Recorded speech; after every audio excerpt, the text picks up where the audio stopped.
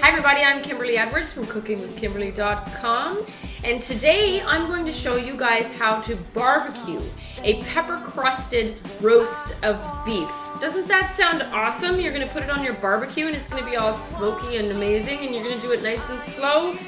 Yum. Okay, so check it out. I got this great big enormous beef roast and I sliced it in half so that it's like 2 more manageable roasts. Okay, so that's all I need for a couple people, right? So this roast is about 2.2 to 2.5 kilograms, all right? So just so that you guys know what we're dealing with. Now we're gonna make it nice and smoky. We're gonna crust it with some freshly cracked black pepper. I'm gonna do it all in my beautiful mortar and pestle.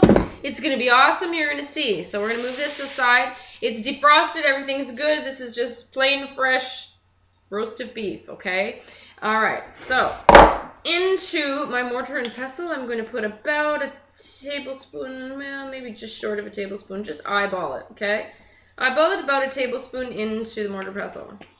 I am also going to add 1 piri-piri chili. Now, usually I would add, I would sprinkle it with ancho chili or some chipotle, or, I'm going to put some ancho on, but some chipotle or some cayenne or chili powder or something like that that's going to spice it up. I want a little bit of spice on this bad boy. So today, I'm going to use a piri-piri. Now, piri-piri, I'm using 1 of these little tiny things. They're also called African bird's eye chilies, and that's how big I'm using. This is what it looks like.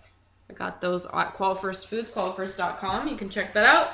And that's going to give, it's super duper hot spicy. That's all I need. 1 of these bad boys. This is going to be ground up in the rest of the stuff so that we have a nice lingering heat after that you eat it, right after you taste it. Also, I'm going to add some smoked paprika to it and some smoked cypress flake sea salt, okay? So that's gonna go into the bowl when I'm mixing everything up. So first things first, we're grinding this up. No rhyme or reason, grind it up in your mortar and pestle. It's very therapeutic, I think. You wanna make sure that that piri-piri is super small, because if you get a huge chunk of the piri-piri, you're gonna know it. You're gonna be really, really surprised. It's gonna be not cool. So, grind it up really nice. There's nothing like fresh ground black pepper either that really imparts a serious flavor. You're thinking just plain old salt and pepper, but when it's freshly ground, it's so much better. Okay, into a nice bowl that I am able to use to like dredge this beef roast, okay? Awesome. Now, into my bowl, I'm going to put some smoked paprika. Hold on. This is La Chinata sweet smoked paprika powder. I don't want to use any more spicy because it doesn't need it with that piri-piri and all that beautiful pepper. Now I'm going to use about a heaping half tablespoon, whatever that means. So I guess probably a whole tablespoon into there. Also, I'm not going to put this on yet. I'm going to put the salt on a little bit later because I don't want it to draw out all that moisture either, okay? Also, I'm going to put some ancho chili powder. So into here goes maybe a teaspoon. Now, ancho chili powder, it's like a smoky raisin. It's not super spicy. It has a tiny bit of spice, but it's more like a smoky raisin. So you're not really imparting a whole bunch of extra spice in here. It's unnecessary. But it does give nice flavor, especially when it's on that gorgeous grill, okay? So we're going to just mix this all up. Evenly disperse all these spices together. Now, if you wanted to, you could always use like onion powder and garlic powder and all that stuff, but I don't want to do that. I just want to kick it up without using all those crazy aromatics. Just some peppers and chilies and sisa and the beef. All right, now don't forget. Here we go. Mixed it all up nice. Now you're just gonna, there's no rhyme or reason. You just want to coat it, the whole thing. And that's it, that's all. You're gonna rub it all on there. This is kind of like a spice rub, okay? So into this paprika really flavors things beautifully. It also colors everything beautifully. You're also going to notice that your beef roast has a layer of fat on one side. That's going to be the top. You're going to keep that, so that it's melting into the meat and it's keeping everything nice and moist. Got me? Okay, so just work your spices in here. Make sure everything's nice and coated. It doesn't have to be like a thick layer, but you want to make sure that everything's touched it and it's kissed with flavor. You got me? Right. This looks lovely. Beautiful. All sides, right? You want it on all sides. Super duper flavor. You're gonna slow cook this. It's gonna be lovely. Okay, so here's your beef roast, ready to go. See that? Lovely. So not only are we gonna go outside and barbecue, and we're gonna celebrate that it's spring, basically, and not only are we gonna have this amazing, amazing beef roast that smells all smoky and spicy and got that freshly cracked black pepper. You just saw me do it, right? You can imagine how delicious this is going to be. What else I'm gonna do? I got these in my cupboard and I've been, you know, waiting for a perfect opportunity to use them.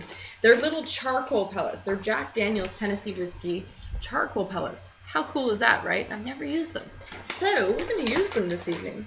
Now I have a gas grill, the propane grill, right? But I am going to use these in a way that's not going to harm my grill. So I'm just gonna take myself a little bit of aluminum foil. Now I use a nice, a little bit thicker grade aluminum foil, and if it's not a thicker grade, make sure you double it up. Comme ça, like this. And I'm just gonna make a little pouch with this charcoal, okay? Kind of like how you would do wood chips, okay? And I'm gonna make a tiny little kind of burrito sack, so to speak. Check that out. I'm going to roll that, and you're going to roll those ends in like that. Then you're going to take a sharp knife, or your little charcoal pellets are going to poke through like mine, and you're just going to poke some holes in it. Boom, boom, boom, boom, boom, because you want that charcoal to catch a fire on your grill, right?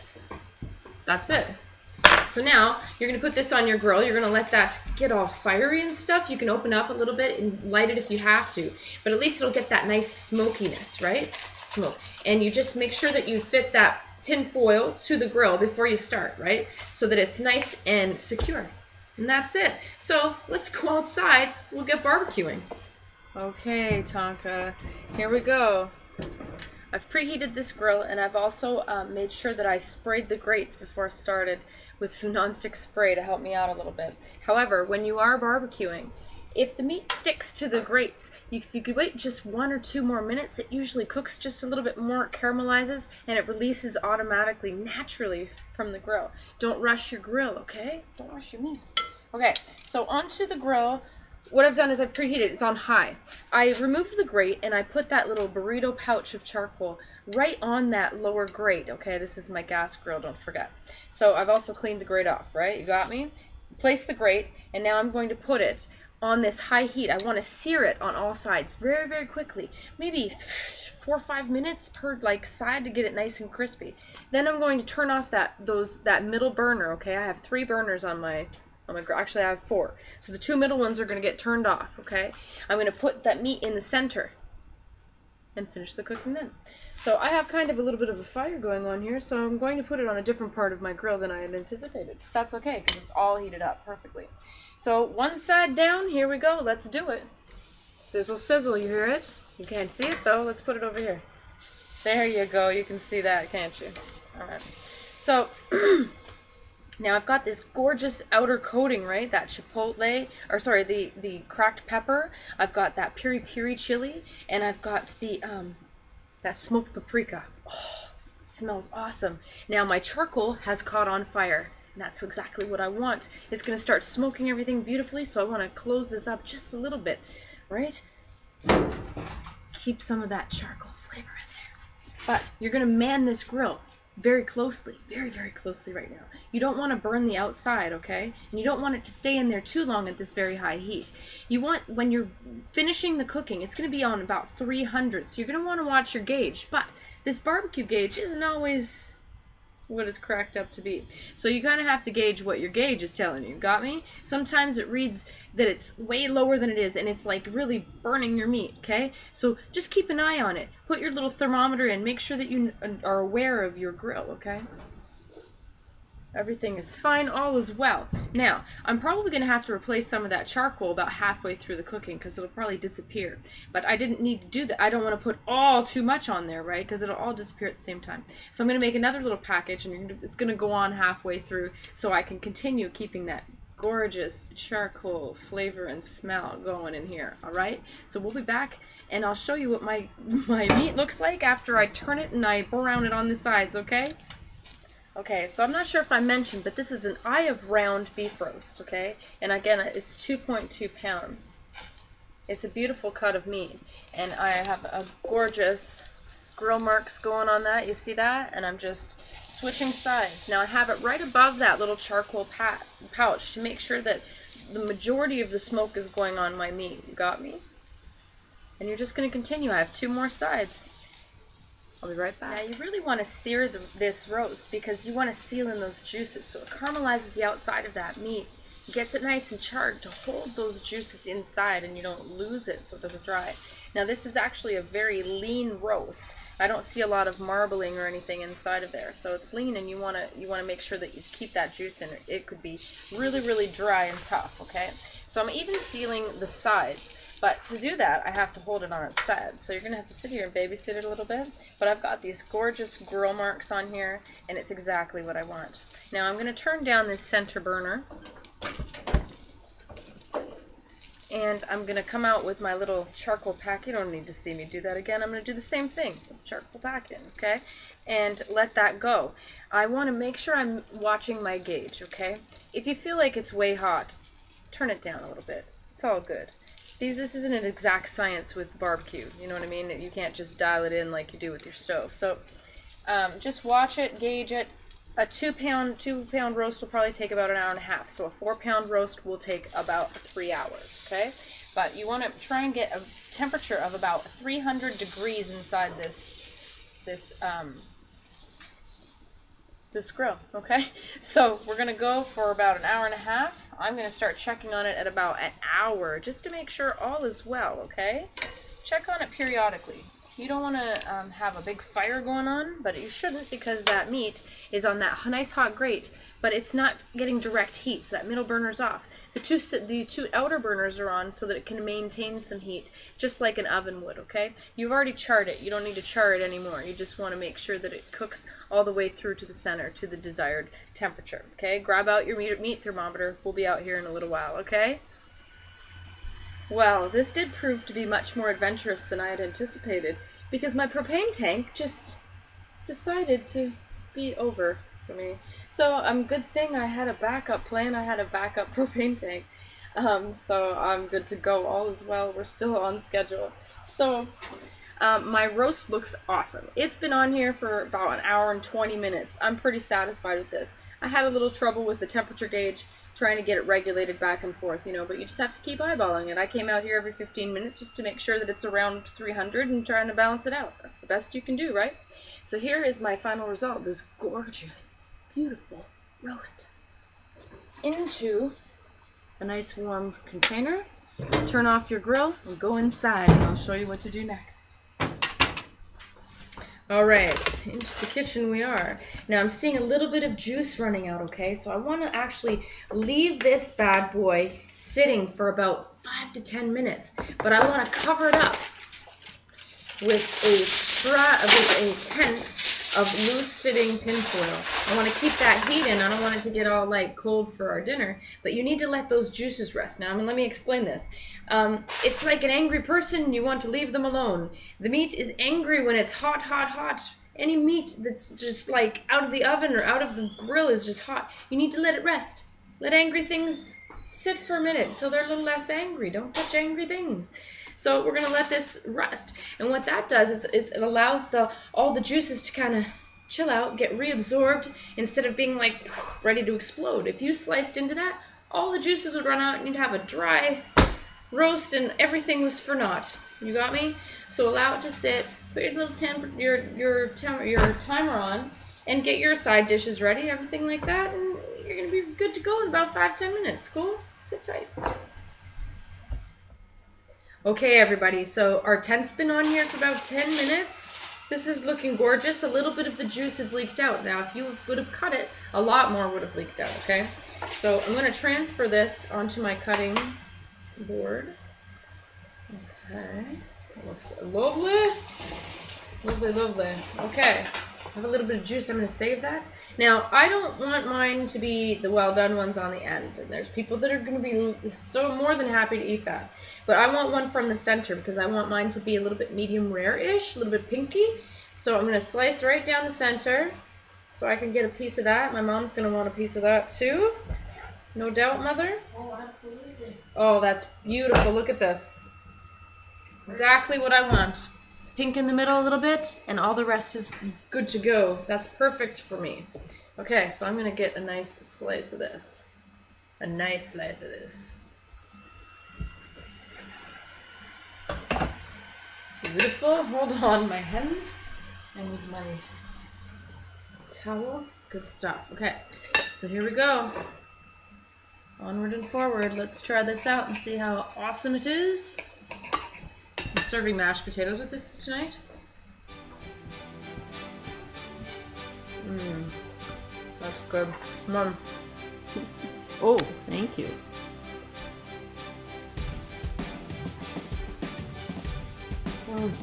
I'd like to sprinkle a little bit of salt on that though. Oh, it's so tender. And the type of salt I'm going to use to sprinkle on that is going to be these Malden sea salt flakes because they're that nice pyramid shaped ones, those big ones, Mom. And then you just crunch them up like that. Boom, boom, boom. Look at that. Now try a little piece of that. Tender That's gonna be and juicy, Kim. Let's see what we got going on there now. Thank you. You're welcome, Mother. Better? Glorious. Scrumptious. I just want to eat the whole thing.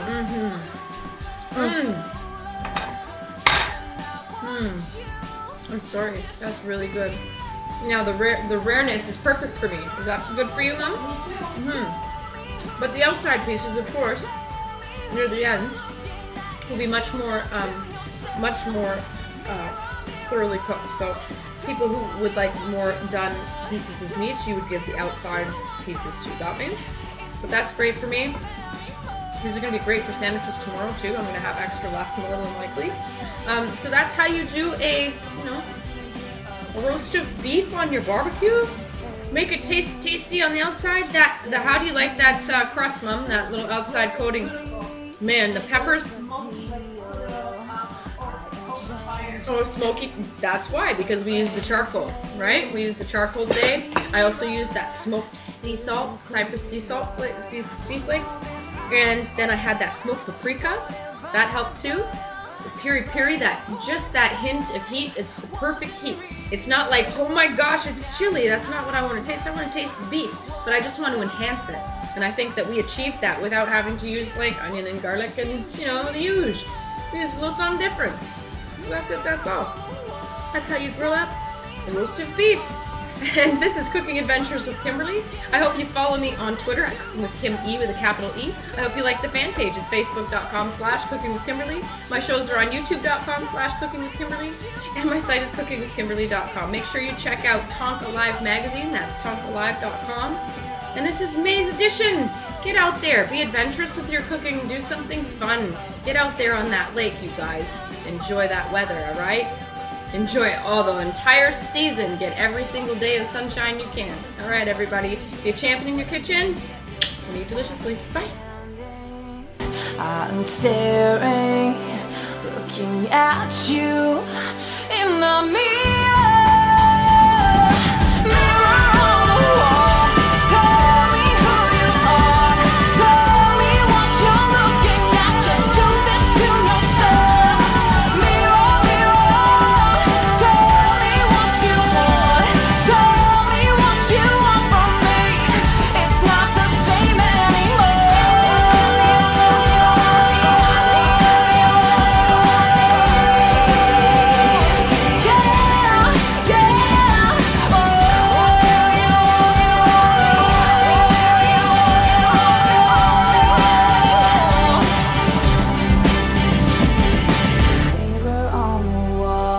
Tell me who you are. Tell me who you're looking at. You do this to yourself.